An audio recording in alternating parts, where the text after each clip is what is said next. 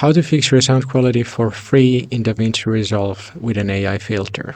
Sometimes when you're editing a video, you realize the sound quality is not the best. Like in this tutorial I was working on, I noticed that there's a lot of room echo and hum in the background, and that lowers the quality of the video for any viewer. So how we can fix that for free in DaVinci Resolve? I fixed this by exporting the audio, uploading it to Adobe Podcast, where they have this free AI filter tool. Then import the file back in my project, replace the original or mix them together, and most of the time it works. So let me show you through the steps. To export only the audio, let's go to the Deliver tab. And by the way, the audio clip has to be less than 30 minutes for the free account on Adobe. So this one is actually like 28 minutes, so it just falls inside that range.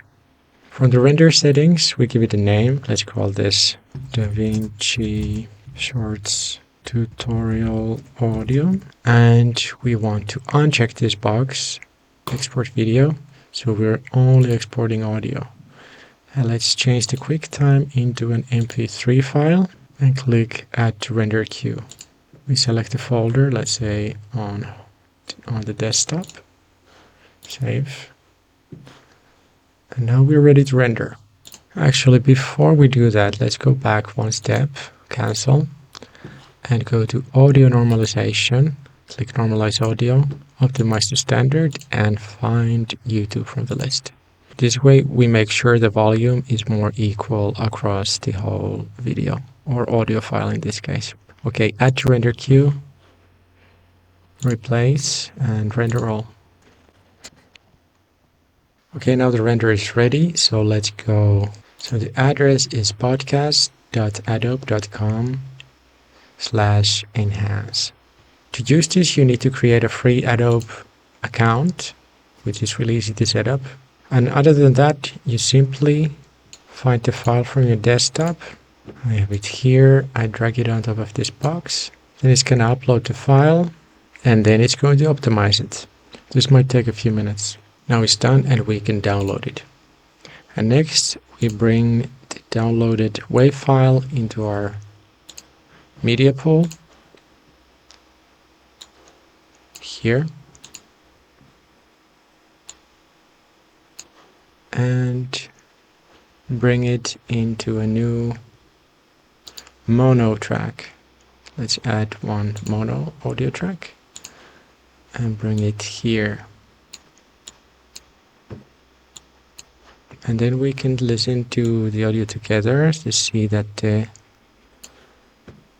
timing is correct, and from here we can already see that it's starting late compared to the video. So actually before playing I can already align them at the same point like this, something like this. Okay, let's give it a try. Let me show you in a few minutes how to edit shorts in DaVinci Resolve. Okay, that's already so much better. Let's compare them. Show you in a few minutes how to edit shorts in DaVinci Resolve. So first of all, you need to transfer your file. Okay, actually in the beginning of the video, the hum and the room echo wasn't so bad. So let's skip ahead a little bit, like here. So I can completely forget about posting shorts for 2 weeks. For example there, okay, compare them. So I can completely forget about posting shorts for 2 weeks. So I can completely forget about posting shorts for 2 weeks. I love it because it completely eliminates the room echo and hum from my audio. And it still sounds like me, which is great. And it works for free, up to 1 hour per day. Let's try another spot here. Now let's go to the File and Project Settings. And then we're just checking that it actually stays in sync with the video throughout the file. Actually here I start to notice that it's a little bit out of sync. My mouth is moving late or early, I'm not sure. Let's see. So let's see from the end of the video to see which way it is. I think it's early. As scheduled. And that's how you do it. If you want to learn more about DaVinci Resolve, watch one of these videos next. Actually, at the end of the video, it's again in sync, so 2 p.m. local time.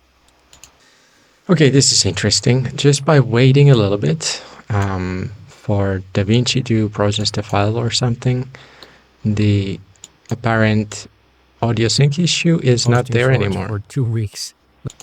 So sometimes you just need to wait a little bit to see that the audio actually matches. And that way you can avoid doing audio syncing that is completely unnecessary and just might confuse you more. So to repeat that and make it super clear, wait a little bit if it's a longer audio file when you are replacing the original, because just by waiting a little bit, you can notice that actually there's no issues with the sync. DaVinci was just processing the file or the audio or something.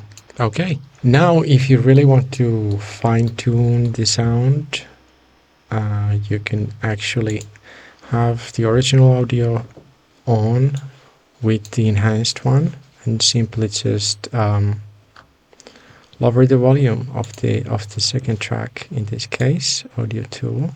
So if I bring this down, I have the original audio on this track, and on audio 3 I have the enhanced. So I can kind of blend them together, mix them together, and see how that sounds. Let me show you in a few minutes how to edit shorts in DaVinci Resolve. So first of all, you need to transfer your files from your phone to your computer. So mine is connected with the USB cable, and I browse into my phone and go to the DCIM folder, camera, and find the latest video files.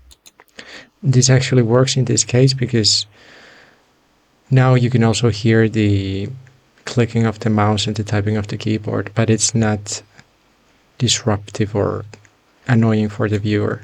Okay, let's just go through the video. That it sounds good. Feels weird. In this part where I'm playing a video in my video, I know it's very Inception-like, I can cut the enhanced audio out because that is not necessary, and just use the original audio and increase the volume to make it more. Okay, I got too much from there. That's perfect. And we don't want to cut the video, only the audio. Only the audio, please. Alt. Like this. Okay, the next part, I'm gonna do the same here. Let me just do a time lapse to finish this video and then render the final version. Okay, I think I'm happy with the audio, so I'm ready to render this video. In this case, I mixed the original and the enhanced version together. You don't need to do that depending what kind of videos you're making, but in this case it makes sense. So for that, it's super important that you have the audio in sync at all the times, or otherwise it's gonna sound funny if the original sound is playing at a different time than the enhanced one. So that's something to look out for. Now I can go to render this. We pick the normal YouTube render preset, change the file name, and add the render queue. I'm not going to use the optimization this time. I think it's loud enough. We're going to check that. And we're going to render the file. And once this is done, I'm going to play the final result and upload the video to YouTube. So this is how you can dramatically improve your audio quality in DaVinci Resolve with free tools, just by exporting the audio using the Adobe Podcast AI filter, and then replacing or mixing it in DaVinci Resolve with the original audio. I hope this was helpful, and if you want to learn more about DaVinci Resolve, you can watch more videos on my channel about the topic.